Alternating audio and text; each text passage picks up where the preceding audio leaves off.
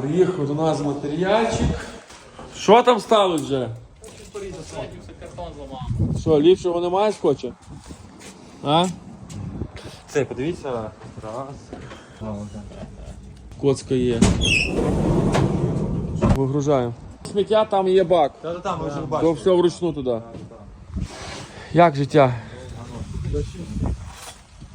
Підвіси. Все як має бути. Що там, заробите сьогодні гроші чи ні? Ні. За скільки часу затягнете? Години-дві, мабуть. 2 години? Може, десь За годину треба. За годину, на 4-й поверх все вручну. За пів години все вручну.